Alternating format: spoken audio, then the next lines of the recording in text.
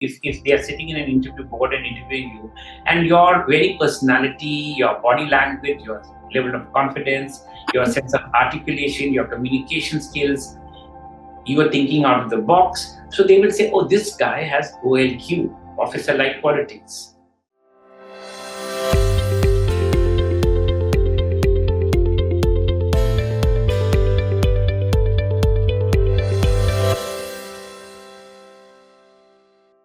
Hello everyone, welcome to iExamB, and we are doing a special session with Dr. Sanjeev Sharma today. Welcome sir to our platform once again. Thank you so much. It's always nice to be with you on this platform. Thank you sir. So let me give a brief background about Dr. Sharma. Dr. Sharma has been former CGM, Chief General Manager at RBI. He was also the Regional Director at RBI, and later on moved on deputation to serve as the Executive Director at National Housing Bank. So long journey sir had with the RBI. He had joined as Grade B officer in the 1984 batch, and almost more than 30 years, 3 decades he has spent with RBI. Sir is very, very active even now, and he is a great faculty. He is a visiting faculty and mentor at iExamB with us, and also at a lot of management institutes, including Indian Institute of Management, Ahmedabad, Lucknow, and ISB most recently. So a lot of feathers in his cap, and he's taken out time to talk to us on this platform today again. Thank you, sir, for coming and joining us today once again. My pleasure. So what are we going to discuss? So we'll talk about RBI and looking for your mentorship and your guidance for future aspirants who are looking to become RBI Grade B officers. Okay, that's nice. So I'll shoot on the questions. We've also received certain questions from students, and we'll talk about those queries also as we go along. So the first question that comes to my mind, sir, is when I was reading your background, you've done a PhD in English from IIT Kanpur. So what prompted you to go for the RBI Grade B exam after doing your PhD? I think the question lies from what prompted me to do PhD. And then comes, that's how it goes. So there are many things in life that you plan in one way and they work out in another way. Mm-hmm. So when I was, when I joined IIT to do my PhD, I was not serious student of PhD. The idea was to join IIT, then you get space there, place and space both, environment, and so you can maybe prepare for exams, IAS and IFS exams. So that's how it started. But when you start a research in a place like IIT, it's a lot of work pressure on you, and you have to read a lot. You have to maintain a minimum grade level to stay in the course. So once you do that seriously, then you get interested in what you are studying. So then the IAS takes a back seat. Your prime purpose was that takes a back seat, and you start getting involved in your work area and research. So I did, since I was working on a very new topic, which when I was doing my master's from Delhi University, they would never have allowed me to work on the tribal literature, the literature of the Native Americans, which IIT allowed me. Now, I did that, of course. Your question now, why did I switch over after all this that I'm telling you? Is because DLA, as I said, you follow a certain trajectory, the trajectory takes you elsewhere. So when I was more than halfway through my thesis writing, I had friends who were doing PhD in sociology, psych, and economics. They were also in the same department. We had a Department of Humanities and Social Sciences, interdisciplinary. And they were appearing for RBI. So I was also very keen that, I've had enough of English literature, American literature, 10 years, 3 years of honors, 2 years of masters, and then research.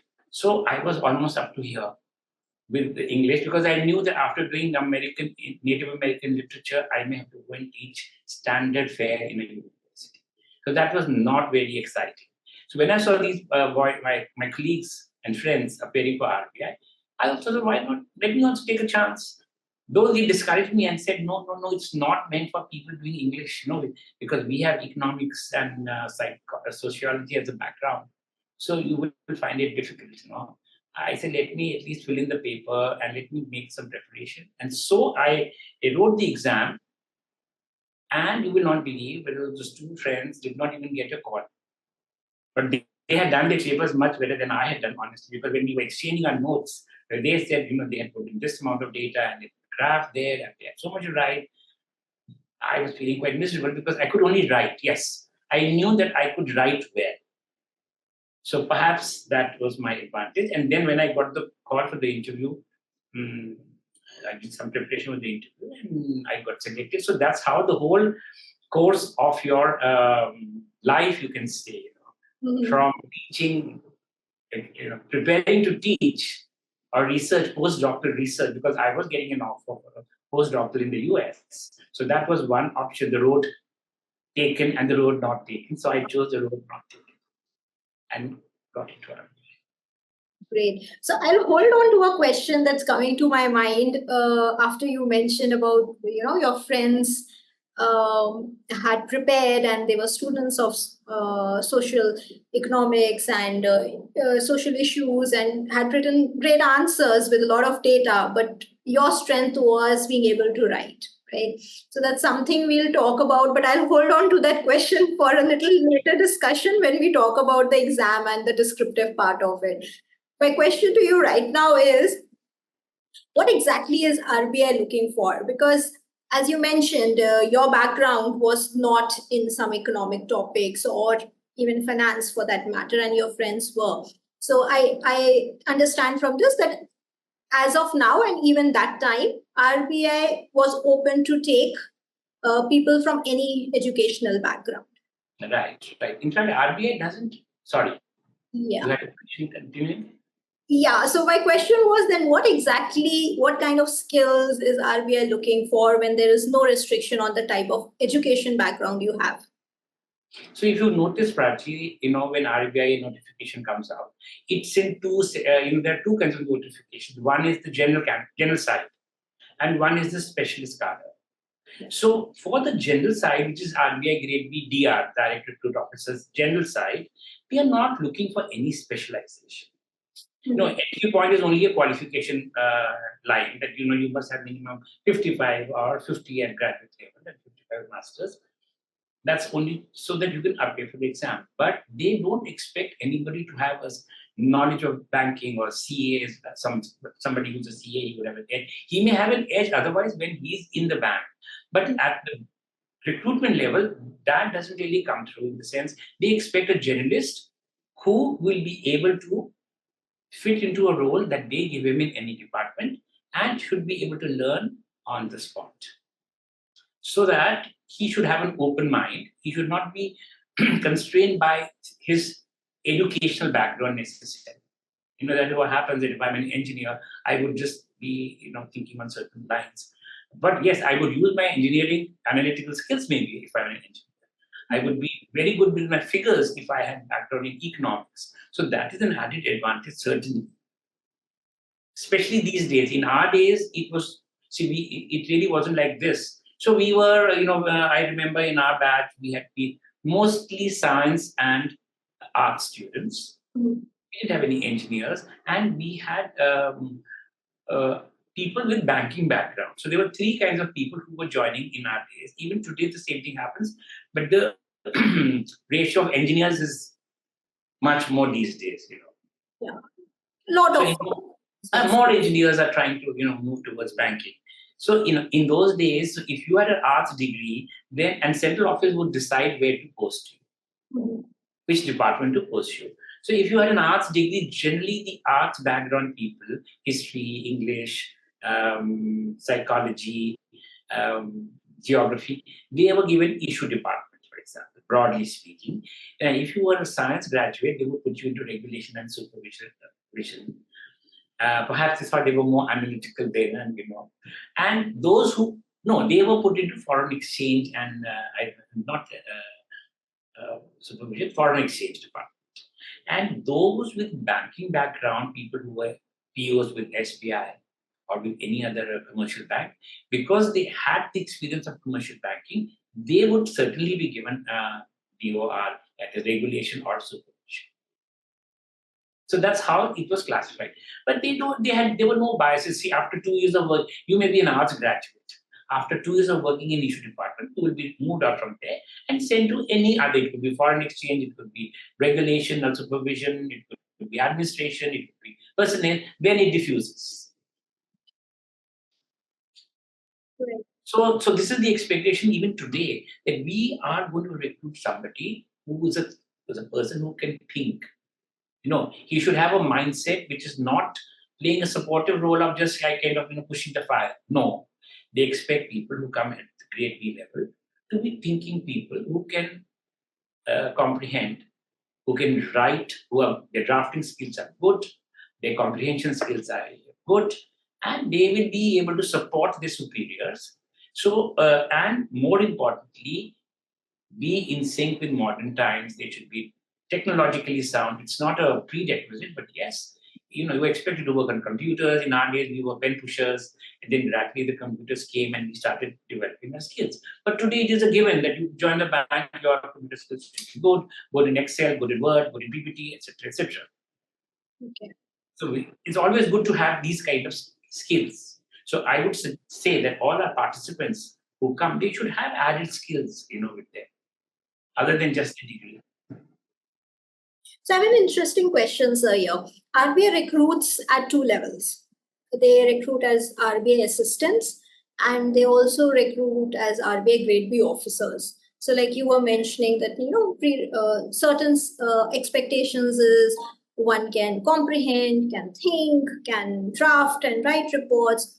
What exactly is the difference between an assistant and officer? We hear it too often, that one should think like an officer. You are aiming for this exam, but what exactly is this difference between being hired as an assistant and being hired as a officer, and what's it like thinking like an officer? They say something like OLQ. So this guy has OLQ. If they are sitting in an interview board and interviewing you, and your very personality, your body language, your level of confidence, your sense of articulation, your communication skills, you are thinking out of the box. So they will say, oh, this guy has OLQ, officer-like qualities. So that is what distinguishes the grade. I'm not the grade on the chart, but yes, the assistants are not really expected to be so much into putting on the thinking cap. They are playing a supportive role right now. Because we don't have grade A. Since there is no recruitment at grade A level, so the work that was being done of support by the assistant managers, the assistants are doing it right now, filing and putting up the initial case at the base level, and retrieving the records, cross-referencing. When they put up a note, that's a good job actually for the assistants, and they would be of great use to their grade B, grade C, because they are the ones who know where the files are kept. They can remember which cases to be flagged, something that happened earlier. So that's their job. They're not expected to take decisions. They are not expected to, when they put up a note, they are not expected to say, this is the course of action. They will simply say, these are the bare facts of the case. Now, the officers then would be required to read and give their opinion so that when the case goes up, it gets, so to say, it passes through 2-3 levels. So each level contributes something for the benefit of the person who sits at the helm of affairs. So if your chief general managers ask for something, it goes to 2-3 levels, and each one hones the other person's viewpoint, adds something to it, and then a comprehensive note. So that is where the officer-like quality comes in, where you are in a position to understand what your base level officer, assistant had said, put it in a more cogent manner, summarize it, and make. So that's why we do pressy writing. No, I've always feel the pressy writing is really helpful here. There's something. Who has the time to read a 4-page note? Right. People have a tendency to write. At the top level, they would just like to know what is the last person's view based on what others have said. Has he taken into account everything? So that is how it becomes a very critical role for the officers to they play a very critical role in this sense, which the assistant doesn't do. Is So that the reason we have this descriptive English paper in the selection I wouldn't be process? surprised. Yeah, even the essay writing, your ability to drafting skills, they give a lot of emphasis in RBI. They say, I want this clerk, I want this grade B officer because his drafting is very good. When your drafting is good, then, which means your note is crisp, clear, to the point. I can take a quick decision. If your drafting is bad, you are saying same things but in a very haphazard manner, and I can't make any head or tail out of it. Or I'm confused as to what you're saying. I send it back and say recast it, redraft it. So drafting skills are really an asset in RPI, and that is where descriptive English, essay writing, reading comprehension, essay writing, all of them play a very good role. So now I come back to that question I was saying in the beginning about when you applied, your friends didn't get through and you got through because what you could do best was write well. So if I have to ask you now, if students are preparing and descriptive English, of course, is testing the drafting skills, we also have descriptive papers, partially 50% of which come in the finance and management paper and also in the economic and social issues paper.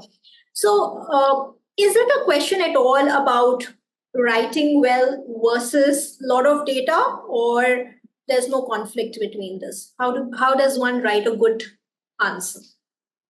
Yes, when you write a good, are you talking about the answer in the exam? Yeah. English or general? Generally, because we have descriptive now in the. So in the descriptive, yes, you must be able to focus on the question. Don't be. If I'm asking you about, for example, I do tell my students in the class also that if there's an essay on women's empowerment and you think of a particular scheme, you don't start talking about the scheme.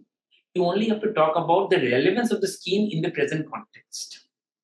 So also, when you write your answers, descriptive answers, whether it is finance and management or whether it is any other subject, ESI, you must be familiar, with the topic.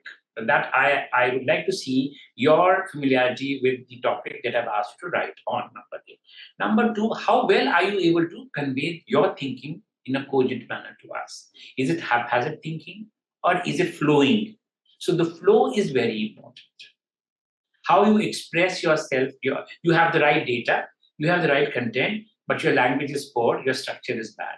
So you will get marks, yes, but less. The same thing if you recast it and you write it in a manner where your thoughts flow logically. There is from one para to the next para, you can see the transition coming out clearly. It does help. So when you write your answers, do use data in your FM and ESI, which is required there. Give the data but in essay writing, of course, data is peripheral. They're not looking for that knowledge of data that you have, but you could use the data to your advantage. Like, as I say, normally it's like salt in your food. Has to be right. How to taste. If there's too much data in your heart, it is not tasty.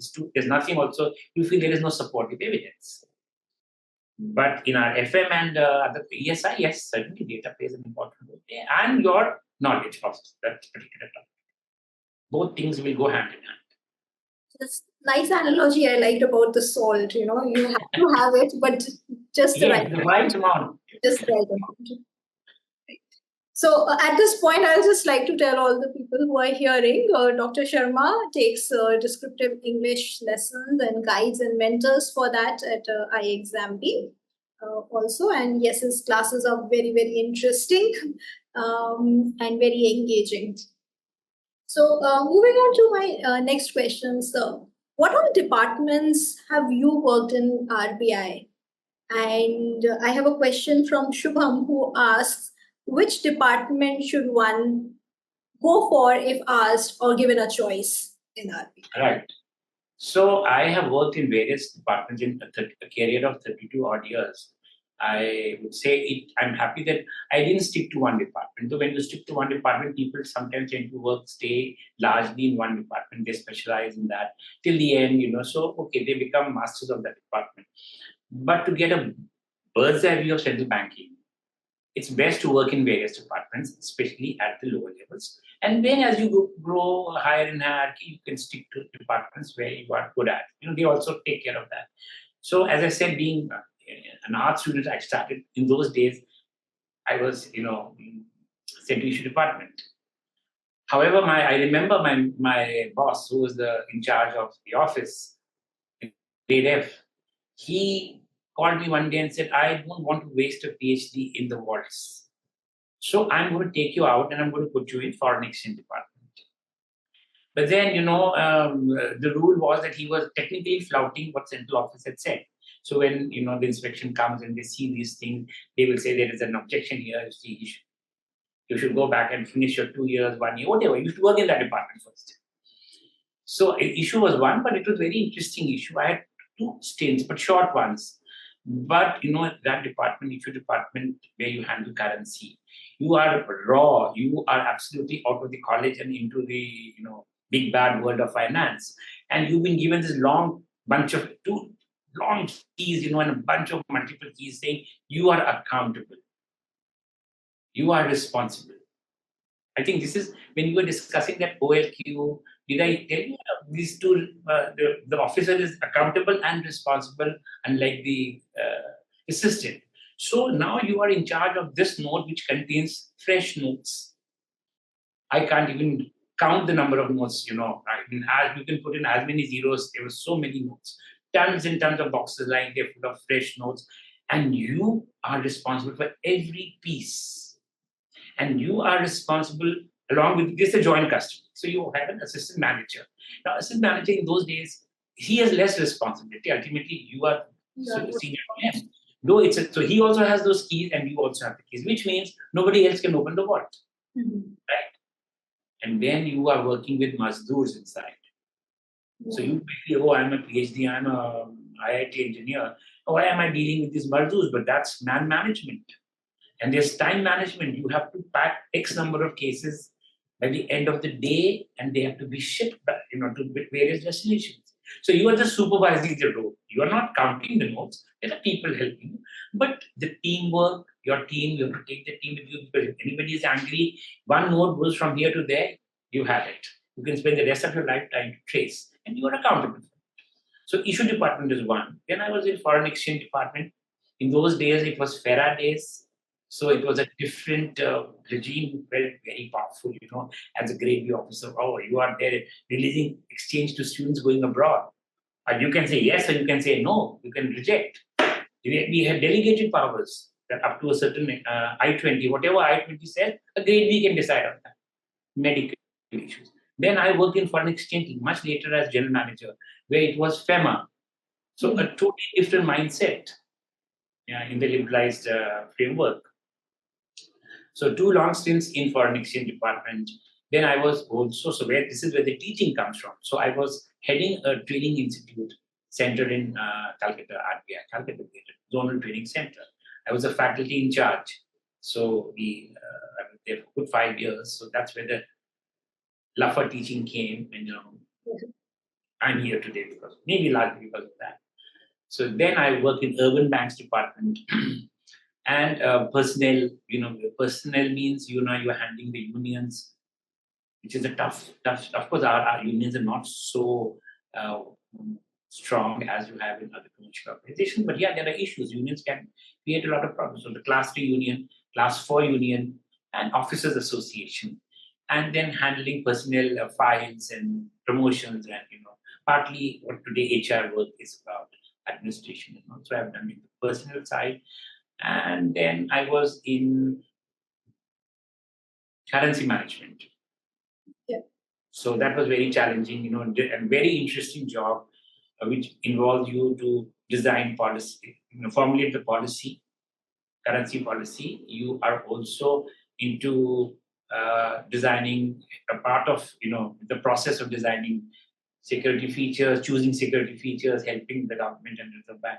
So choosing features, security, and note design, because notes have to be redesigned. Technically, every 5 to 7 years, we have to change our notes so that we stay ahead of the counterfeiters. But if I ask yourself, and excuse me if I'm being naive here, what's the difference between the responsibilities of an issue department and that of the currency management? Good question. Actually, this takes me to another, your question has another question in it. So every central office has a counterpart in a regional office. Okay. Therefore, issue departments in central office, it will be the Department of Currency Management. We call it DCM. Its regional counterpart in regional offices would be issue department. So the operations going, so we do the formulation of policy, we decide how many notes have to be printed, we place the indent with the security presses, 5 rupee, 1 rupee, 2, whatever the denominations. So if we want to introduce a new denomination, it's policy, we'll take up the matter with the central board, the government. Issue department on the hub. So this is Bombay based. It's called the central office. So when you come to Delhi, Chennai, Bangalore, Ahmedabad, Guwahati, Patna, right? These are all issue departments. So they execute the policy and they are involved in actually, I was telling you, packing and working with bazaars and ensuring that it is sent in time, remittances are received in time. That is the difference. Same thing would be for an exchange. So when you're sitting in central office, you are formulating policies. When you're sitting in regional office, Delhi, you are dealing with the customers. Now, of course, RBI, we have delegated all this work, the FERA work, all the work was delegated to the banks. However, still we do get a lot of customers because something that the banks can't handle is beyond their scope. They come to RBI. Policy, there is some policy issue in the case. Great. So the second part of the question, what the student Shubham asked, which department should one go for? Yes. Yeah. So I would tell Shubham, this is a catch-22. Such a question is always a catch-22. And don't fall for it. So you see, if they say which department would you like to work in, and Shubham has no banking background, let's assume that. He's a fresher. So for him, whether he's working in issue department or he's working in foreign exchange or he's working in regulation, it would be much the same because he has to learn everything afresh. Now, if he tells that I would like to work in regulation, department regulation, and then some questions will come from there. So let's see how much you know about regulation. What is the latest survey? See, he has now opened a window for them to ask questions. So the best thing is to say, I would be just too happy to be with the Reserve Bank, and I can work in any department that I want because I have to learn everything from the scratch. However, if Shubham is working in a commercial bank, he can say, well, I have a background in commercial banking and financial inclusion, so I personally think I would be of great help in this department. He can say that. But generally, it's best that if you are a newcomer, say in any department. And there is one thing I can add here. Students tend to, when this question comes, they will say Department of Communication, or they will say Department Enforcement or International Department, things of this kind. These are not core to the functioning of the central bank. So you can lose on that. So you never say that. If you have to say something, it should be one of the central bank departments. And progression-wise, does it matter which department one is in RBI? Progression-wise in the sense, your career? Career progression. It's always good to have a mix of regional office and central office. Because if you are working in regional office, it's good to get exposure at the grassroots level. So you are not sitting in an ivory tower with the central office. Somebody who straightway goes to central office, he sits in an ivory tower and sees everything through the colored glasses. Everything is how he thinks. But if you are at the regional level, you can see how others think, how the bank, the kind of problems they have. So if you worked in RO and then you work in central office, it's good. And when you're working in central office, the advantage is you are getting exposed to the powers that be, your superiors, and you can get noticed very easily. So if you're working in regional office, you can be very good and your reports will be excellent and you get noticed again. So when you go on transfer, they will say, oh, what are his reports? He's got A+, A+, A+, and he's worked in the following departments. Okay. So they will take a decision where to post you. Ultimately, it's good work. It's good work. At the end of the day, it's your good work. So, yes. Because we know that there have been officers in central office departments who are there but not there. Right. Okay. So like you were telling, we're talking about career progression. You yourself moved from grade B to CGM, and you were also regional director.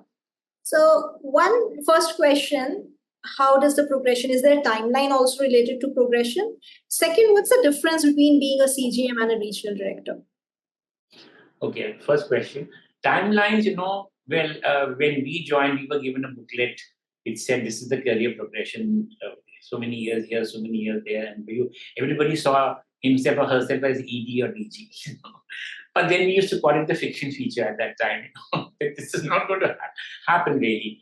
So it keeps changing depending on the number of vacancies. So these days, the promotions are much faster than what they were in our days. So today, after 3-4 years in a grade, you will get a chance to appear. At the same time, competition has become tougher and internal exams have become even more tough. So if you are at grade C level, up to grade C, the promotion is easy. It moves B to C. Once you want to cross the C to D barrier, which is from the middle management to the senior management as DGM, that is where they have written exams. They have identified areas. You can choose your area of expertise. Question will be based on that. You have to clear the written, and then there are 2 interviews that you have to clear back to back. One interview based on your work experience and the papers that you have chosen, and one interview HR. So you've got to clear both, and the written as also the 2 interviews. So there are 3 stages to cross that C to D. Once you become D, then becoming general manager would be, I don't. Sometimes it keeps changing. In our days, you could put in 5 years, you could become a GM. Then they changed the pattern and said, no, you have to appear for the interview of GM. So we all appear for GM's interview. So it changes. So that we really cannot say. It's more like a line in water, depending on the HR policy, depending on the need of the hour, the recruitment patterns, things change. Retirement patterns, it all changes. But yes, anybody who is joining, he should be prepared. He should not take it for granted. Okay, boss, I have come to a Reserve Bank. Now, I'm going to become CTO one day. That you have got to work hard. And what's the difference between being a CGM and a regional director? So again, remember I told you about central office and regional offices, central office department. So if you are in central office, then you are heading a department, or not necessarily heading, because many departments have multiple CGMs. So you will be designated as a chief general manager. That is grade F. So grade F is chief general manager. If a grade F officer is posted to a regional office who heads RBI New Delhi, RBI Raipur, RBI Chennai, or Jammu, whatever, then he is designated as a regional director of the state. Okay. So when I was at Raipur, for example, I was a regional director in Chhattisgarh. Okay. And somebody may have 2 states in one particular, there are today we have so many RBI offices in the northeastern states, but at one point it was only in Guwahati.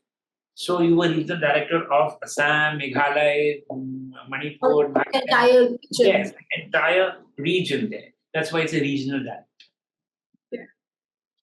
So are more powers associated with this?